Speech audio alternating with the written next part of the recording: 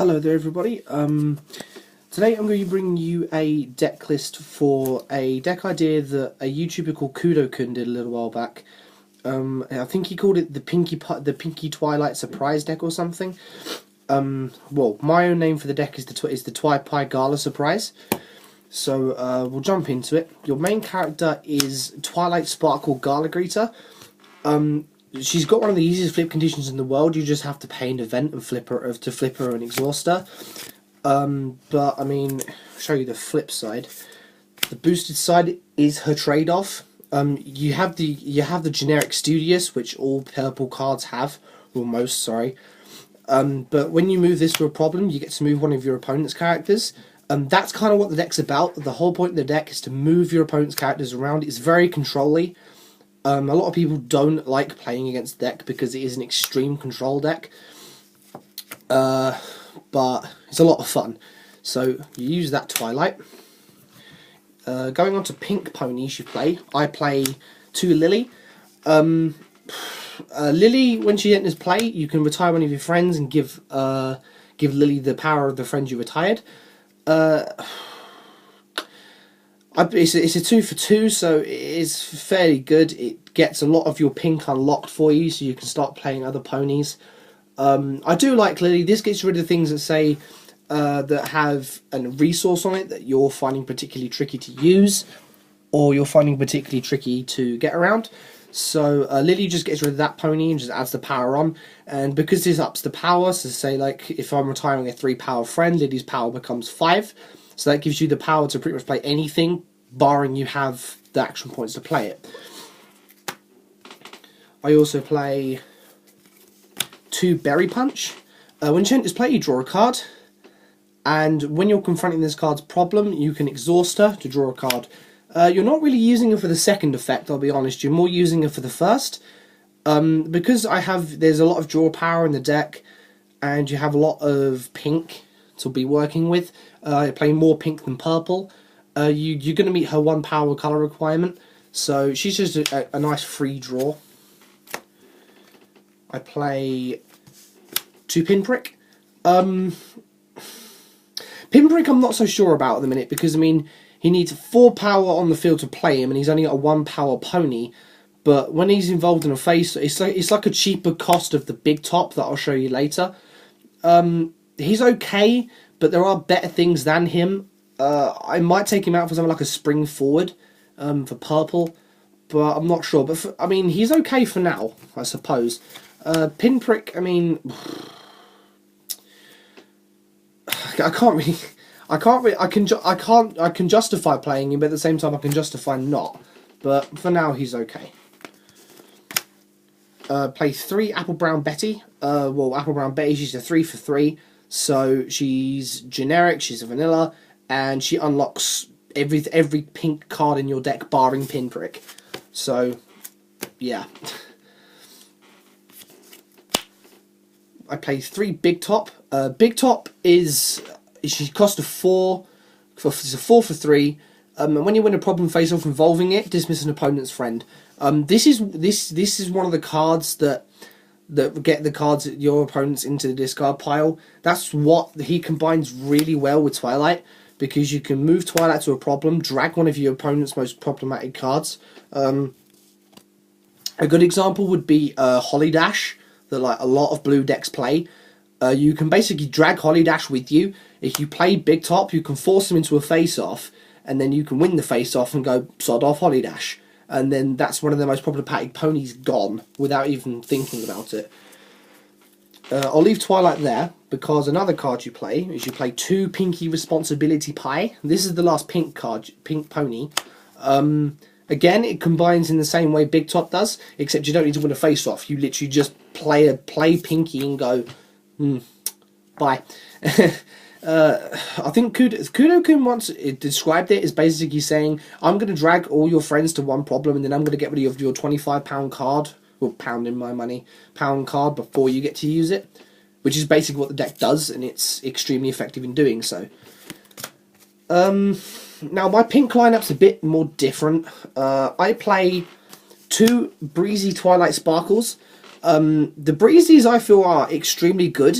Well, this one is anyway, because at the start of the face-off involving this, it's got no cost, bear in mind, so, you know, it's not costing you anything, it's just you need to get it to your hand first, and that's not hard with the amount of draw power you have in this deck. So at the start of the face-off, just retire it and you can top deck a card.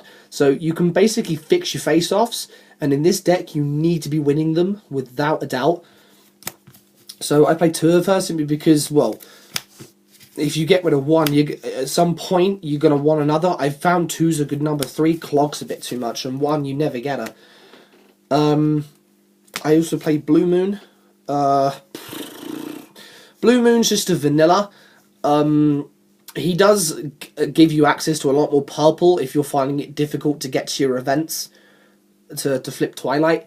But for a 2 for 2, he's honestly not that bad. I play 2 Maya Mare. I'm very impartial to this for the same reason I'm impartial to Pinprick, because you pay 3 to move an opponent's character, and with the studious abilities in the deck, as well as things like the draw power, you have things to balance out the deck, including having things that, like, that accumulate your points for you. And because you're accumulating the points, it's honestly not that bad. So, I mean, 2 of her. I mean, again, I might take that out on 1 Pinprick for Spring Forward, because Spring Forward is an extremely good card. But, anyway, 1 Spike. I agree. I must say, I think a lot of purple decks should play a Spike, because he just stacks things for you. Spike is basically helping you to win your face-offs.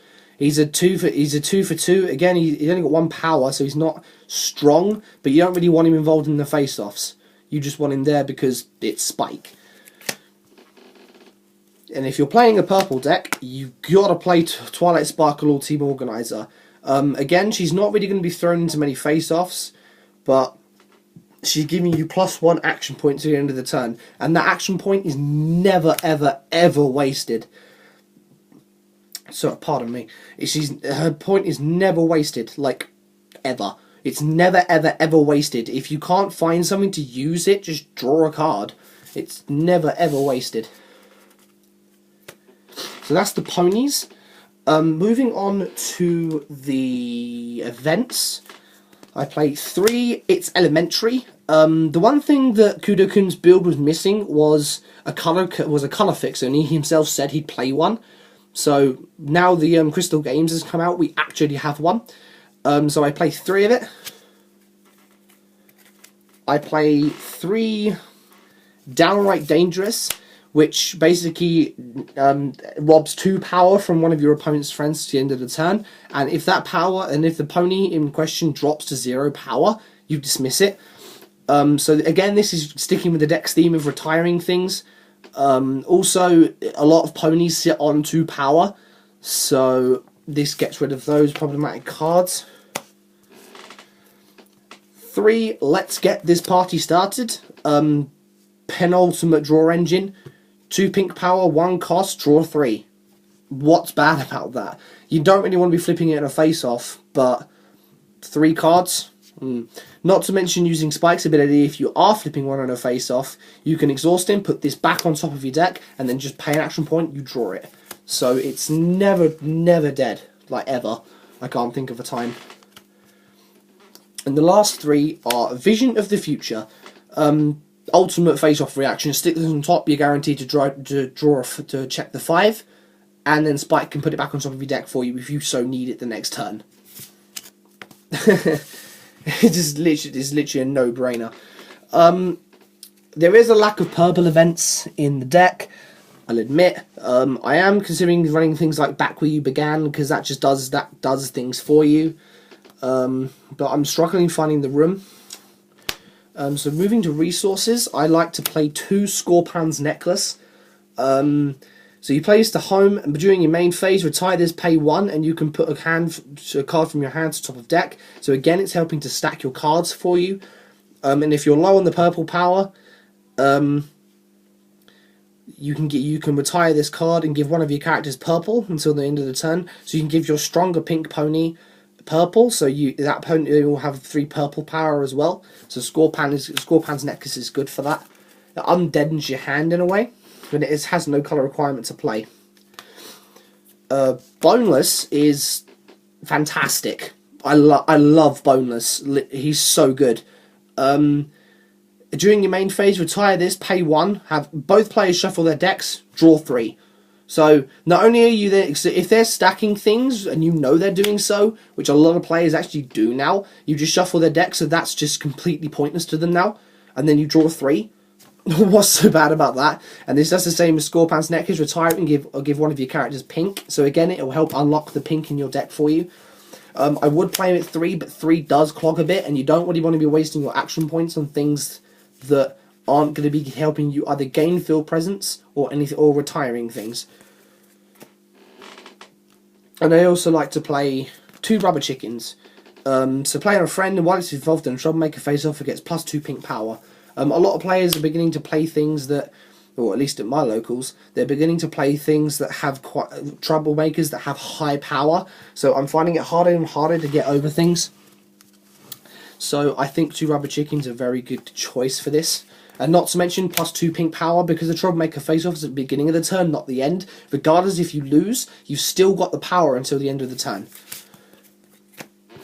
And the last thing in the main deck is 3 yellow Parasprites. I really can't find a better troublemaker than him.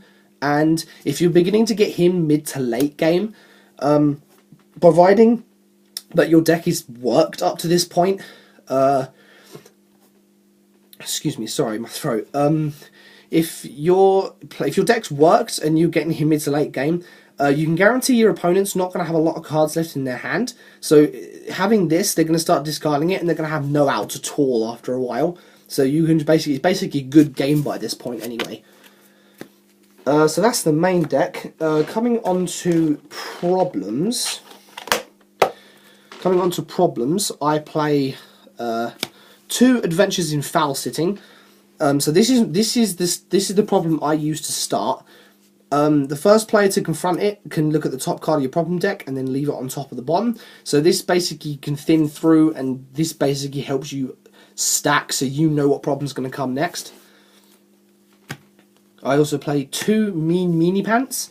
Yeah, sure, you're drawing a card, but I mean, yes, you draw, but your opponent also draws. But at the end of the day, that's not that bad as long as you're drawing. 2 Cheering Up a Friend. Players can't confront this unless they control at least 4. So it's basically like this problem does half what your deck's supposed to do for you. They have to move everything there, and then while everything's there, you just call Big Top and Pinky, and you laugh. Is basically what you do. 2 Ancient Research. This is my favourite problem in the problem deck. So this can be used as a starting problem. I might use this as a starting problem more often rather than Adventures in Foul Sitting. So at the start of this card's owner's turn, if their main character is here, you can look at the top 2 cards of your deck. So it's basically just stacking for the next face-off for you. And the final one is Greeting Lots of Folks with Clout. You can pay 1 to move your opponent's main character to here, and any player can activate this ability. So if they decide for some stupid reason they want to try and move Twilight to that problem for you, to try and draw her away from somewhere else, I have seen people do it. Ignore me, it's when Twilight's moved. Whoops. So yeah, so it's moving your opponent's characters around. It basically just forces their characters away from things that are causing you problems. So yeah. So that was my deck profile for the Pinky, or for the Pinky. I can't even. Twilight Pinkie Pie surprise deck. I don't know, something like that. That was my deck profile for it.